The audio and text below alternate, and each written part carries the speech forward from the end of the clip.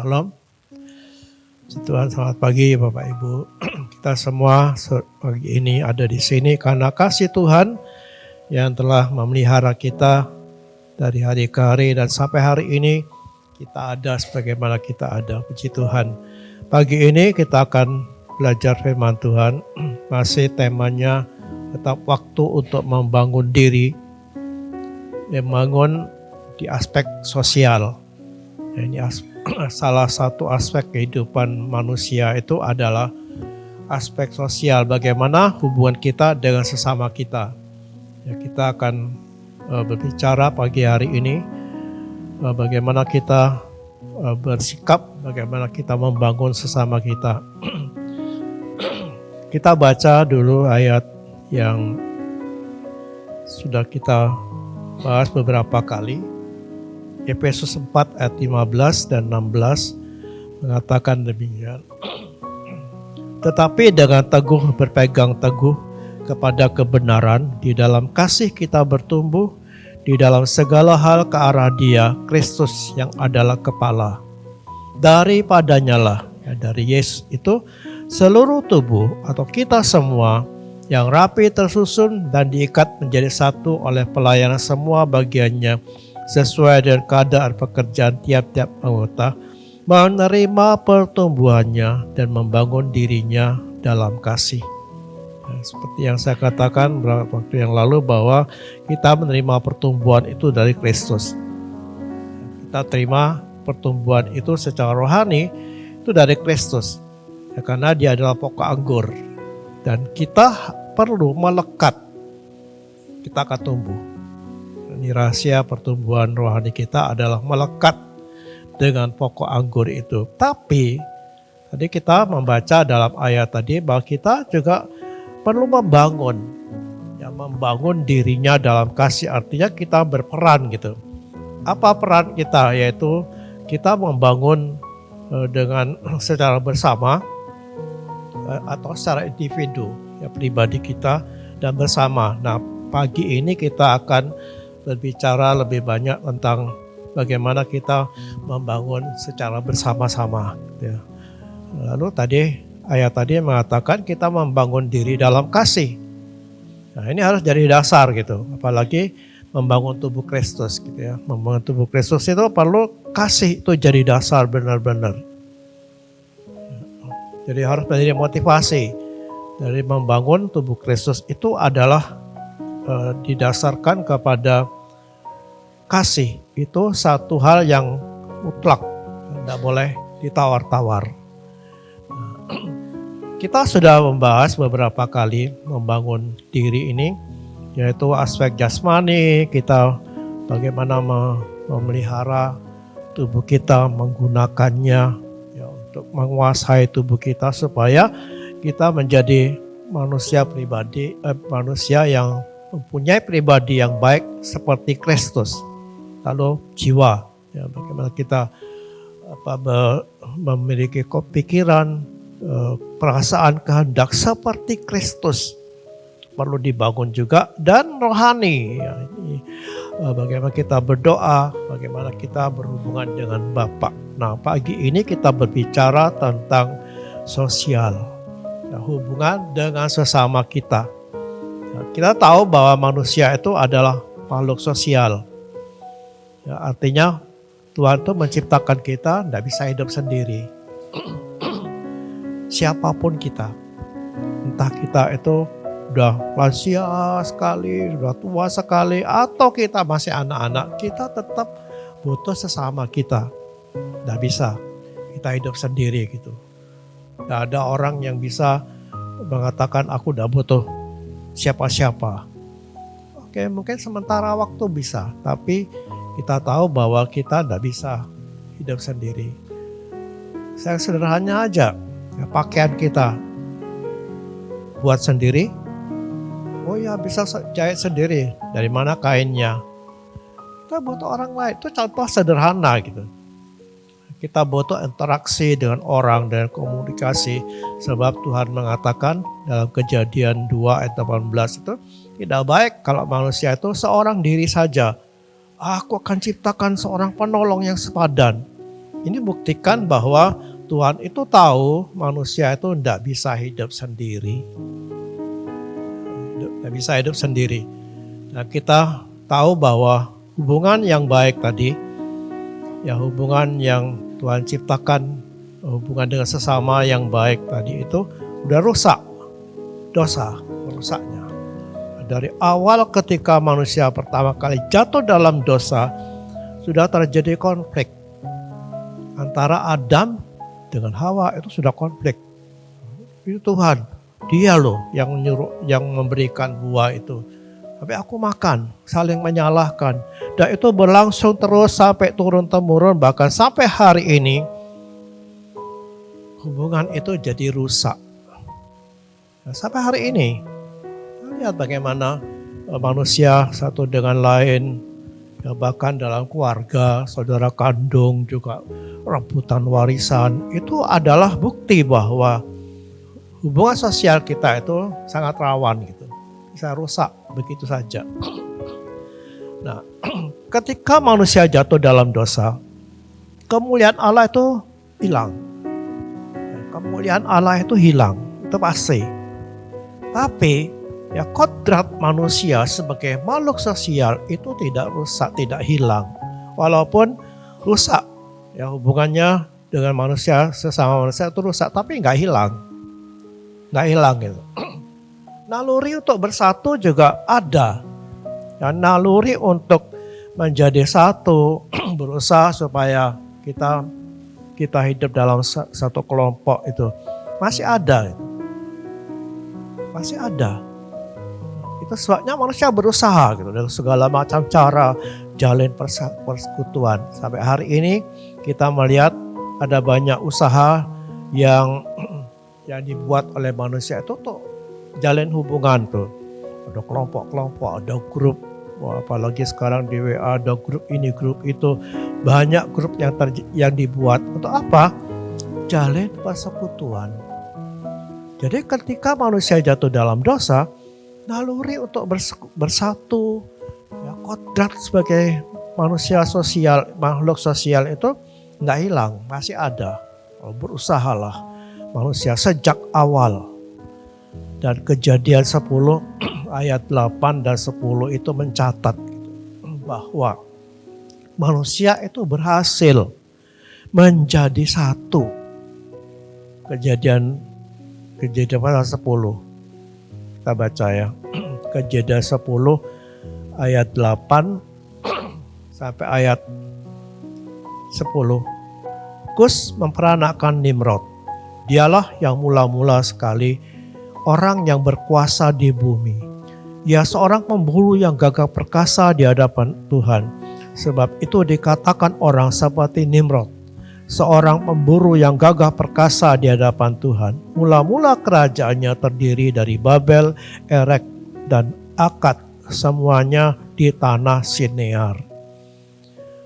Kalau kita baca terus ayat-ayat ini dalam Alkitab ini, bahwa ternyata bahwa Nimrod ini berhasil mempersatukan manusia sehingga menjadi satu bahasa. Jadi satu bahasa. Lalu mereka mendirikan Menara Babel. Babel didirikan. Untuk apa? Agar mereka tidak terserak katanya. Supaya kita tidak terpecah-pecah. Yuk kita bangun sebuah kota yang menaranya itu sampai ke langit. Ada banyak terjemahan kata ke langit ini. Ya, mungkin itu menara yang sangat tinggi. Atau ada yang menafsirkan bahwa di puncak menara itu ada gambaran tentang dewa-dewa langit. Ada matahari, bulan, dan itu menjadi penyembahan berhala. Tapi jelas bahwa ini adalah usaha manusia untuk mempersatukan manusia menjadi satu kelompok yang kuat gitu. Tapi salah arah gitu. Kenapa? Sebab mereka menentang kehendak Allah gitu. Apa kehendak Allah? Kehendak Allah itu adalah berserak, yang menyebar, memenuhi bumi ini. Itu Tuhan katakan ketika mau menjadikan manusia, memberkati manusia, penuhilah bumi. Tapi manusia nggak mau. manusia mau jadi satu. Karena dengan satu itu kuat. Bersatu kita teguh, kata. Bercerai kita runtuh. Itu menjadi moto sejak awal, ya sejak zamannya Nimrod ini, zamannya Menara Babel ini. Dan itu Tuhan tidak berkenan. Persatuannya oke, Tuhan berkenan. Karena Tuhan juga ingin kita bersatu kan, karena kita adalah makhluk sosial gitu. Tapi ketika mereka bersatu untuk melawan Tuhan, Tuhan tidak suka. Hanya dikacaulah bahasanya. Sehingga muncullah bahasa-bahasa yang banyak, yang beragam. Saling tidak ngerti apa sih, kamu ngomong apa sih. Hanya mereka berpisah. Ini sejarah pertama kali terciptanya banyak bahasa. Lalu mereka mulai menyebar. Menyebar ke seluruh muka bumi. Jadi maksud Tuhan itu sebenarnya apa? Saling membangun supaya kuat gitu, menjadi kuat. Tapi bukan untuk melawan Tuhan. Efesus 4 ayat 16 mengatakan kita harus saling membangun diri dalam kasih. Membangun dirinya dalam kasih. Itu ayat yang kita baca tadi. Membangun dirinya dalam kasih. Dan Tesalonika juga mengatakan kamu harus saling membangun. Ya, saling membangun. Kita perlu punya hubungan satu sama lain, saling membangun gitu. Apa tujuannya? Bertumbuh bersama-sama, menjadi kuat di dalam Tuhan. Terutama pada zaman ini di mana kita tahu bahwa Tuhan Yesus akan datang segera dan kesulitan, penderitaan itu akan makin banyak. Kesulitan, dunia akan menghadapi kesulitan. Nanti kita akan melihat kesulitan pangan, kesulitan secara ekonomi itu akan terasa gitu. Dan kita perlu kesatuan di sini. Kita perlu saling membangun gitu. Kita tidak bisa hidup sendiri. Itu zamannya Nimrod tadi, ya, di mana Menara Babel itu dibangun untuk mempersatukan. Usaha manusia kacau karena Tuhan yang mengacaukan. Tapi apakah itu akan menyurutkan naluri atau naluri untuk bersatu? Tidak, terus terjadi. Dan hari-hari ini di dunia modern ini kita melihat ada alat komunikasi yang canggih. Ada handphone. Ini alat komunikasi yang sangat luar biasa yang begitu mempermudah, memudahkan. Makin banyak, makin mudah, makin canggih. Orang buat media sosial juga banyak. Ada YouTube, ada Facebook. Semuanya itu untuk apa? Melancarkan komunikasi. Ya, sehingga batasan ruang sudah bukan jadi kendala sekarang. Ya, kita bisa ada di benua yang lain di Amerika. Tapi bisa terhubung dalam waktu yang singkat. Gitu. Tidak ada batasan waktu yang lama. Dalam waktu singkat, biaya juga tidak mahal. Gitu. Jadi interaksi ini harusnya digunakan dengan baik. Gitu. Karena disediakan semuanya. Untuk apa ini? Komunikasi lancar. Harapannya ya kita membentuk satu persekutuan. Satu kesatuan yang bisa memperlancar hubungan kita satu sama lain. Ya, tetapi itu harus digunakan dengan bijak. Mari kita gunakan media sosial ini atau alat canggih, alat komunikasi yang canggih ini dengan bijak. Ya, menciptakan persekutuan yang baik. Harus bijak gitu. Kenapa? Karena ternyata ya, media sosial ini tidak selalu mampu menciptakan persekutuan yang sehat. Bahkan mungkin bisa membuat perpecahan gitu.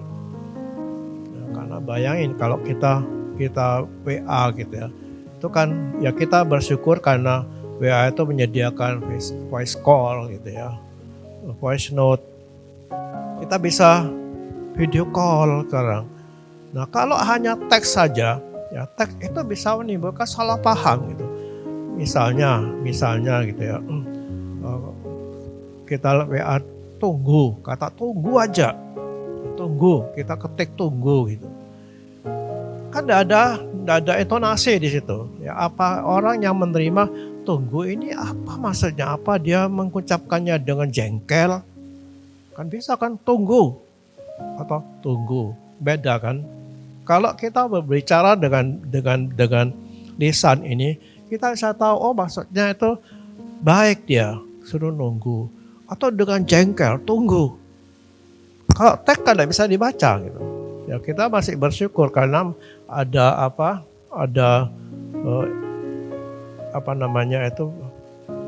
emoticon gitu ya, bisa diberi orang lagi ketawa, lagi senyum.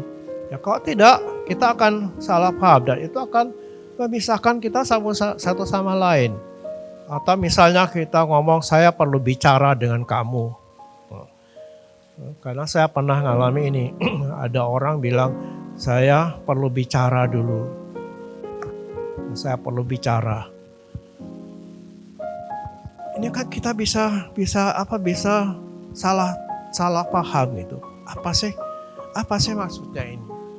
Jadi kita harus menggunakan semua alat-alat canggih ini dengan baik gitu, dengan bijak supaya tidak salah paham. Karena kalau tidak seperti itu, kita akan saling menyalahkan, akhirnya jadi terpecah belah. Tidak sedikit peristiwa terjadi perpecahan keluarga hanya gara-gara WA yang dibaca ditafsirkan dengan salah. Banyak terjadi dan kita tidak berharap seperti itu. Ya mari kita sungguh-sungguh perhatikan usaha untuk mempersatukan lewat dengan segala macam cara itu dengan bijak. Dengan bijak. Jadi kita melihat bahwa usaha manusia ini untuk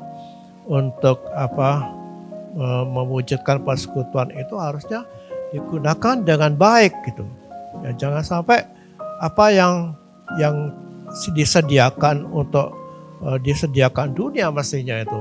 Ya, memang Tuhan pakai itu semua untuk kita gunakan dengan baik gitu supaya alat-alat canggih itu makin mengeratkan kita, bukan memporak-porandakan persekutuan kita. Ya, ada grup-grup di WA, ya mari kita ngomong dengan baik gitu. Kalau misalnya guyon, ya guyonlah atau kita voice note gitu.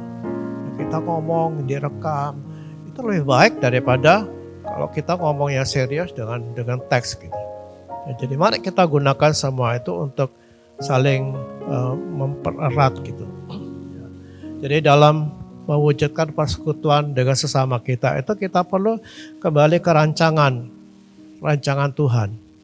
Ya, mewujudkan persekutuan ini harus dengan bijak gitu. Karena kalau tidak nanti kita akan terpecah belah. Akhirnya jadi seperti Menara Babel. Ya, mereka satu tetapi melawan Allah.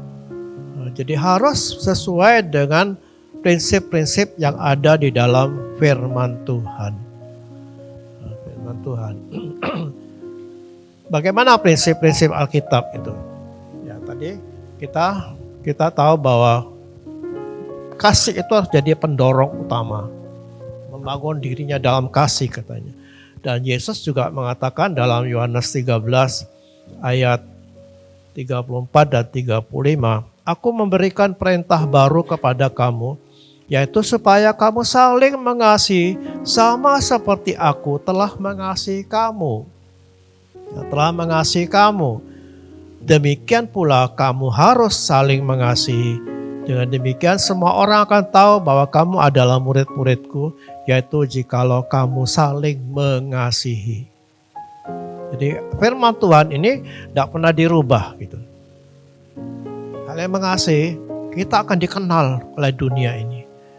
Nah, kita sayang sekali gitu ya, kalau dalam media sosial itu kita saling serang. Ada kelompok-kelompok atau ada orang yang ya mungkin kita sudah dengar itu si Edis TV.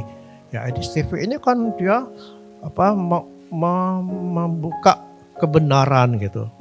apa yang tertutup di agama seberang kita, di tetangga kita itu dibuka di situ. Wah, ada pendeta-pendeta yang nyerang. Saya sampai heran, ini pendeta-pendeta ini maunya apa gitu. Padahal harus saling mengasihi katanya. Tapi mereka saling serang, mungkin iri. Yang saya nggak tahu apa yang menjadi dasar. Tapi media sosial yang seharusnya itu menyatukan kita, justru saling serang. Yang saling serang itu justru orang-orang Kristen. Oh, ini menyedihkan sekali. Mari kita kembali ke apa yang dikatakan Tuhan tadi. Saling mengasihi. Supaya dunia tahu, kamu adalah murid-muridku. Dunia mengenal kita bukan karena kita pakai alung salib. Bukan. Karena sekarang orang-orang yang tidak seiman dengan kita juga pakai alung salib kok. Karena itu sebagai hiasan gitu. Tapi apa yang membuat kita dikenal? Saling mengasihi. Ini harus jadi ciri khas dari orang Kristen. Saling mengasihi. Saling mengasihi. Jadi kalau kita percaya bahwa Tuhan tak pernah berubah, ayo kita kembali ke firman Tuhan ini loh. Bagaimana kita menjalin hubungan kita, bagaimana kita membangun aspek sosial kita dengan sesama kita. Dasarnya hanya satu, saling mengasihi. Bagaimana kita mewujudkan saling mengasihi ini? Yang pertama adalah menerima tanpa syarat. Artinya menyambut orang lain apa adanya. Kelebihan, kekurangannya kita terima ya tanpa beri syarat apapun. Ini nggak gampang. Ya menerima orang apa adanya. Kan orang bisa menerima kelebihan orang, tapi kekurangannya tidak bisa. Dan sebaliknya, ada orang itu tidak bisa menerima kelebihan orang. Ada orang yang lebih dari kita jadi iri gitu. Nah ini kan repot gitu. Jadi menerima orang apa adanya gitu. Nah, apa yang menjadi prinsip manusia yang menerima sesamanya itu adalah bersyarat gitu. Ada yang kata nih, kalau saya menerima Anda apa adanya, kalau Anda menerima saya apa adanya.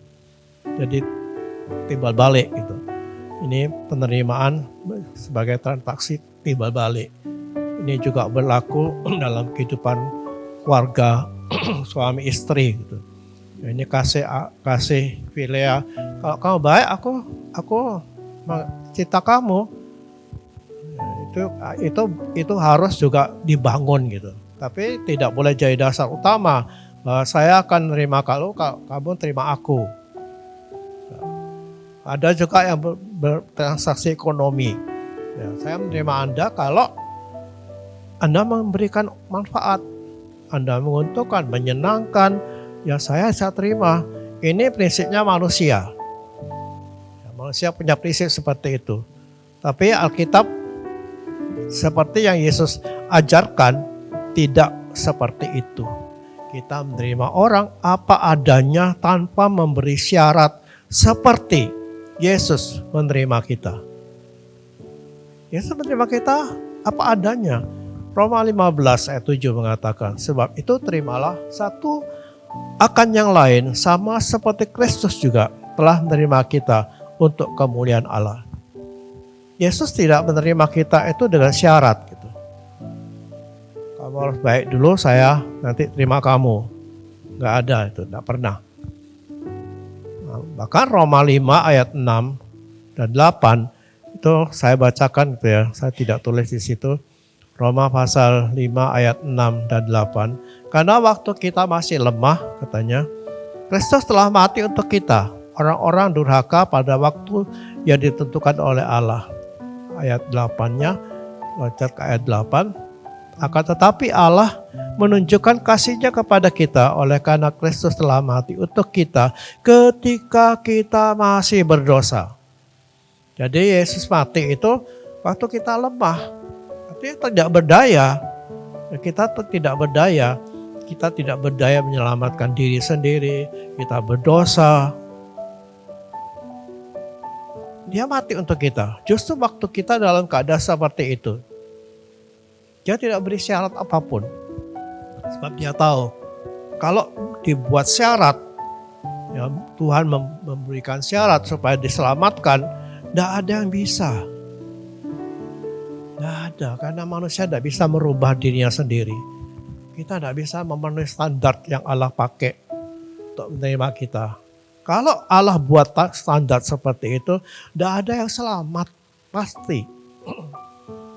Kan kalau kita melihat agama-agama dalam dunia ini, itu banyak syarat. Supaya selamat harus begini, harus begini, harus begitu. Makanya ada yang ngajarkan kalau luput masuk neraka dulu. Kalau sudah selesai hukumannya diangkat, dipindahkan. Itu gak ada di Alkitab. Alkitab tidak memberikan syarat apapun untuk kita diterima oleh Yesus. Tanpa syarat. Nah, contohnya apa? Yesus menerima perempuan Samaria, ini orang asing. Ini orang Samaria itu orang yang dianggap orang buangan, orang luar gitu. Orang yang tidak layak bagi Tuhan. Karena orang Samaria ini adalah orang keturunan orang Yahudi yang kawin campur dengan bangsa-bangsa lain. Lalu keturunannya ini orang Samaria. Ini bagi orang Yahudi itu najis ini. Maka dianggap seperti anjing gitu, orang Samaria ini. Tapi Yesus menerima. Ya, dalam Yohanes 4 gitu. Ketika di sumur Yakub itu, Yesus menerima perempuan, melayaninya sampai perempuan ini bertobat gitu. Zakheus. Kita tahu ceritanya bagaimana orang yang berdosa ini diterima apa adanya, tanpa syarat. Tuhan tidak bilang kamu harus berubah dulu Zakheus, ya bertobat dulu, aku baru masuk ke rumahmu. Tidak, begitu Zakheus, Yesus bertemu dengan Zakheus di bawah pohon itu, dia langsung masuk ke rumahnya. Aku hari ini mau menumpang di rumahmu. Dalam keadaan apa? Zakheus masih berdosa. Tapi kita lihat bagaimana perjumpaan dengan Yesus ini. Yesus menerima apa adanya, selalu diakhiri dengan perubahan dari orang itu. Zakheus berubah. Ya, bahkan ada tradisi yang mengatakan Zakheus ini jadi seorang hamba Tuhan, jadi gembala, ya, jadi pelayan Tuhan gitu.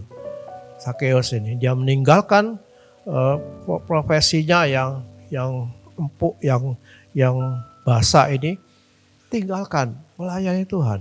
Kenapa? Diterima apa adanya. Perempuan Samaria ini juga berubah. Kenapa? Karena penerimaan Yesus Kristus. Itu yang pertama. Menerima orang apa adanya. Yuk kita belajar menerima orang apa adanya. Ini bukan berarti terus membiarkan orang itu dalam kelemahan. Enggak. Kita juga harus bisa memberikan nasihat gitu. Setelah diterima, ini kan setelah diterima kan ada perubahan-perubahan. Dari mana? Kita tidak bisa berharap seperti Zakheus berubah dengan mungkin kita tidak membaca bagaimana Yesus itu menasehati Zakheus. Gak ada. Mungkin kita bisa membuat orang itu berubah lewat nasihat, mungkin lewat didikan gitu. Ya, tapi terima orang itu apa adanya tanpa memberi syarat. Ini tidak gampang karena kita punya ego. Kadang-kadang nggak cocok sama kita gitu ya. Kita menolak orang itu karena tidak memenuhi syarat yang kita buat sendiri. Apa wujud yang kedua dari kasih tanpa syarat ini adalah mengampuni tanpa batas. Ya, dalam persekutuan kita dengan sesama kita pasti menemukan orang-orang itu bersalah kepada kita. Nah, pengampunan tanpa batas ini adalah pengampunan yang secara total dengan tulus. Ya, tidak menghitung berapa kali, berapa besar orang itu berdosa. Ya, berapa banyak dia membuat saya kesalahan. Jadi pemberian pengampunan ini tanpa batas. Ini bertentangan dengan prinsip manusia. Ya, manusia itu pengampunan ada batasnya. Berapa kali ini buat saya membuat kesalahan. Ya, jadi ada batasnya. Apa batasnya? Oh, batasnya itu mungkin kalau dibiarin ini orang nanti tambah kurang ajar, harus dididik. Ya, dididik dalilnya itu keadilan. adil supaya menegakkan keadilan, harus dididik. Ya, kesabaran orang kan ada batasnya, memang. Ya, menurut psikologi, kapasitas moral kita, emosi kita, itu mental kita itu ada batasnya. Kalau kita berdiri atas itu, kan kita kesabaran kita ada batasnya. Bagaimana kita belajar dari Yesus? Belajar dari Yesus yang mengampuni tanpa batas. Kolose 3 ayat 13 mengatakan begini, sabarlah kamu seorang terhadap yang lain dan ampunilah seorang akan yang lain apabila yang seorang menaruh dendam terhadap yang lain. Sama seperti Tuhan telah mengampuni kita, kamu perbuat jugalah demikian. Bagaimana kita tahu bahwa Yesus mengampuni kita tanpa batas? Yesus mati, itu justru kita masih berdosa. Tadi kita sudah baca ayatnya. Justru ketika kita masih berdosa. Roma 5 ayat 8 tadi. Allah menunjukkan kasih-Nya kepada kita. Karena Kristus telah mati untuk kita ketika kita masih berdosa. Jadi dosa itu tidak menghalangi Yesus untuk menyatakan kasih-Nya.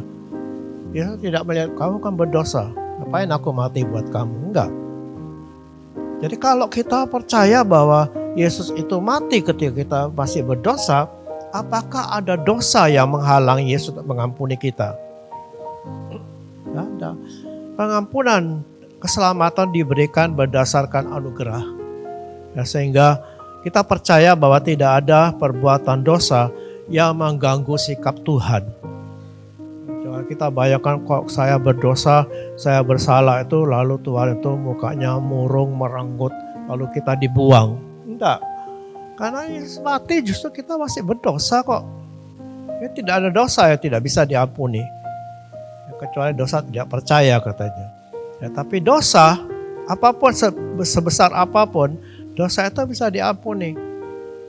Hanya karena iman kita kepada Yesus Kristus. Jadi pengampunan Yesus berikan itu tidak peduli berapa banyak kali kita berdosa, Yesus mengampuni kita. Karena Dia mati justru kita masih berdosa. Jadi ini masuk logika gitu. Ya, kalau Yesus mati waktu kita berdosa, masa ketika setelah kita jadi anaknya kita berdosa lalu tidak diampuni gitu. Sekarang kita kan jadi anaknya gitu. Yesus mati waktu kita belum jadi anak. Waktu kita belum jadi anak, Yesus mati. Lalu setelah itu kita jadi anak. Masa kita tidak diampuni? Saya percaya Tuhan telah mengampuni kita. Dan seperti itulah kita juga harus mengampuni sesama kita. Yesus mengajarkan kepada Petrus. Ya, ketika Petrus bertanya di Matius 18. Gitu ya, berapa kali kita mengampuni? 7 kali kah? Tapi Tuhan bilang tidak. 70 kali 7 kali. Itu 490 kali. Kenapa kok 70 kali 7 gitu? Yesus berikan batasan yang tidak mungkin dilampaui gitu. Ada orang yang salah sampai 490 kali. Gak ada kan? Kalau ada itu, waduh itu luar biasa itu. Luar biasa jahatnya. Kalau sampai kesalahan kita itu sampai 490 kali kita salah kepada seseorang, berarti kita itu orang paling brengsek, paling jahat.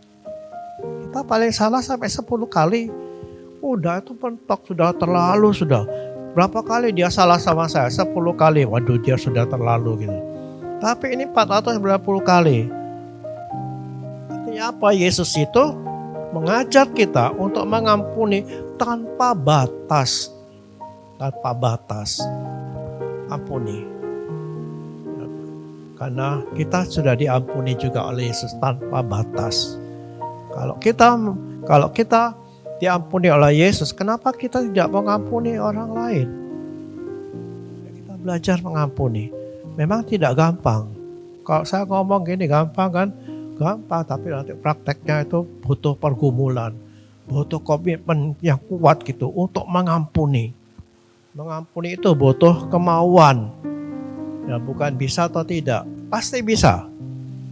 Kalau kita mau. Kita mengampuni tanpa batas. Nah, sehingga persekutuan kita itu menjadi tetap kuat gitu. Kalau kita tidak bisa mengampuni orang, kita akan terpecah. Nah, itu menjadi sasaran bagi setan untuk masuk mengacaukan kita. Kita lihat yang ketiga, apa wujud kasih tanpa batas? Ini adalah melayani tanpa pamrih. Kita melayani orang. Yang melayani itu adalah tindakan untuk membantu orang lain, ya, mengurus atau memenuhi kebutuhan orang lain. Ya, misalnya contohnya melayani itu di rumah makan. Misalnya. Kita kan butuh makan. Datanglah orang yang datang melayani. Apa memenuhi kebutuhan kita. Itu melayani. Ya, memenuhi kebutuhan kita. Nah, prinsip manusia adalah melayani untuk menerima lebih banyak keuntungan. Ada promo ini apa, dilayani dengan baik, ya, servis memuaskan. Itu apa? Nah, orang datang ke sana dapat untung yang banyak. Itu prinsip ekonomi yang boleh-boleh saja. Ya, boleh-boleh saja kalau di dunia bisnis. Tetapi di persekutuan kita dengan sesama kita itu tidak boleh berlaku. Kita tidak boleh melayani orang lain untuk cari untung. Enggak, kita melayani tanpa pamrih seperti Yesus. Nah, melayani sesama ini itu luas gitu ya, luas. Kata melayani di sini, melayani sesama kita, terutama dalam tubuh Kristus ini adalah mungkin meliputi memberi, ya, memberi uang, memberi perhatian, memberi waktu pada sesama kita. Itu melayani juga. Kalau kita perlu orang itu butuh duit, perlu ditolong oleh duit, jangan cuma gini, oh saya hanya bisa bantu doa, padahal kita punya duit. Beri. Ya, kalau kita punya duit gitu, kalau kecuali tidak punya duit gitu ya saya hanya bisa bantu doa. Memang doa itu pemberian yang terbesar gitu, terbaik, terbesar, punya kuasa yang besar. Tapi kalau kita tidak memberi, walaupun kita punya duit, itu berarti pelit. Tuhan tidak suka. Beri. Ya, beri. Juga meliputi membangun. Ya, menasehati, mendorong orang dengan nasihat kita. Kita bisa memberikan waktu, memberikan kata-kata, menanggung beban, pertolongan satu sama lain. Ya. Kita menanggung beban orang lain. Itu melayani. Apalagi kita mengajar, berkhotbah, ya para pelayan Tuhan di sini juga bisa memberikan motivasi, firman Tuhan, dorongan di komsel dan sebagainya. Itu melayani, sekolah minggu, membangun orang gitu. Itu melayani. Kita bisa terlibat dalam pelayan di sekolah. Ini kan sedang membangun, kita sedang melayani orang gitu, membangun generasi. Ini penting ya, dan kita bersyukur karena kita punya sekolah. Gitu. Kita bisa ikut membangun di situ. Membangun maksudnya bukan membangun fisik gitu ya. Mungkin fisiknya sudah mungkin tidak berkembang lagi, oke lah, ada apa. Tapi kita membangun generasi bangsa ini. Ini adalah sesuatu yang harus kita fokus di situ. Ya, karena ini sekolah ini paling tidak kita mendoakan gitu ya. Dan saya bersyukur karena sekolah ini sampai hari ini masih disertai Tuhan, dilindungi Tuhan. Ya, dan saya percaya bahwa Tuhan akan terus memberkati sekolah ini untuk jadi berkat. Saya boleh saksi sedikit tentang sekolah ini ya. Sekolah ini muncul karena apa yang Tuhan taruh di hati saya untuk punya sekolah, lalu ada panti asuhan.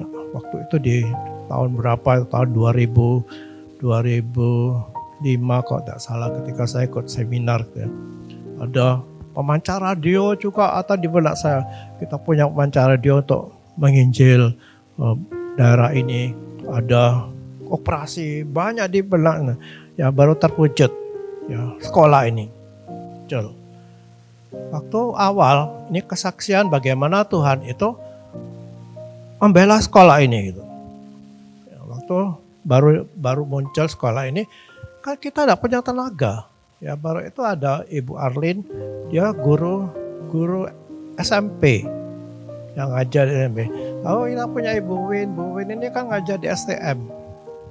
Ya, cuma modal mereka di sekolah minggu gitu. Hati saya masih pikir gimana ya, ini kan ngajari anak-anak PAUD gitu ya. Playgroup lagi, yang lebih kecil dari TK gitu. Ini kan sulit gini. Itu Tuhan tahu itu ya, hati kita gitu.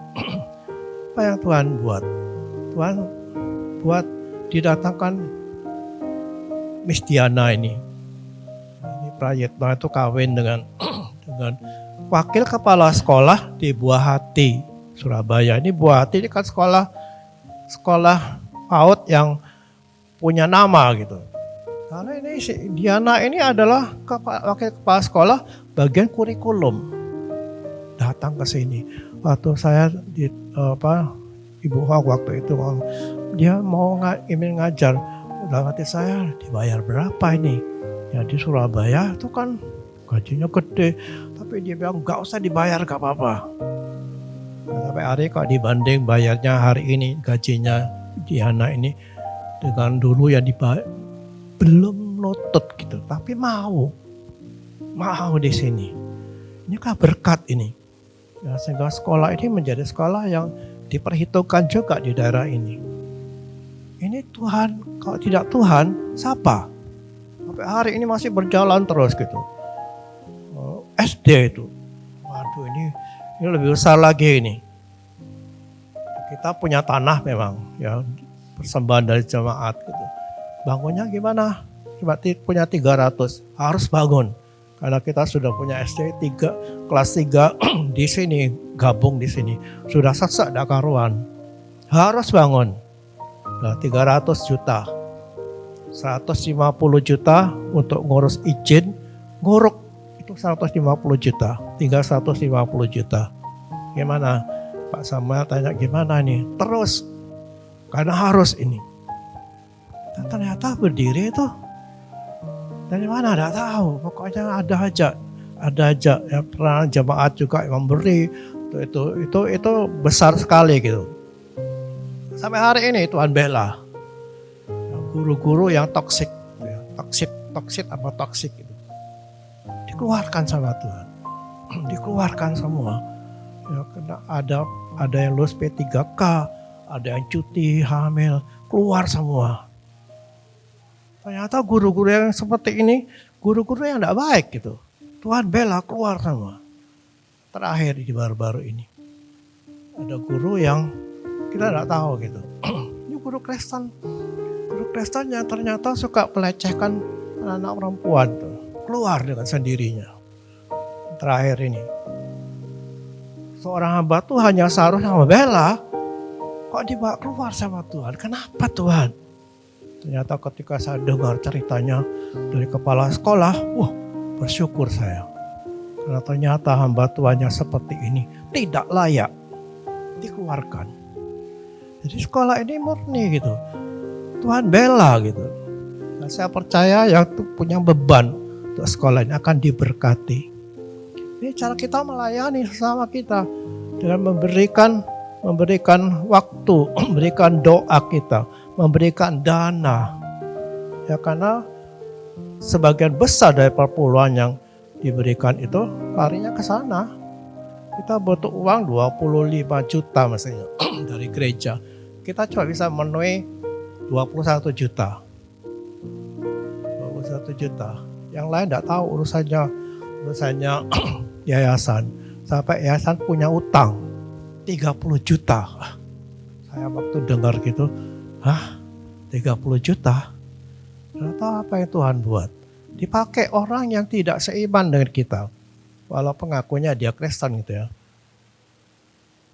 Masih 20 juta. Tinggal 10 juta. Utang ini. Siapa yang gerakkan? Ada temannya Ponwa juga di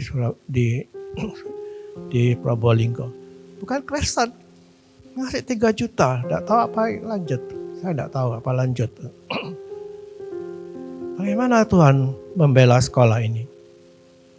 Kalau Tuhan tidak mau, kalau kita tidak mau terlibat, Tuhan pakai orang luar.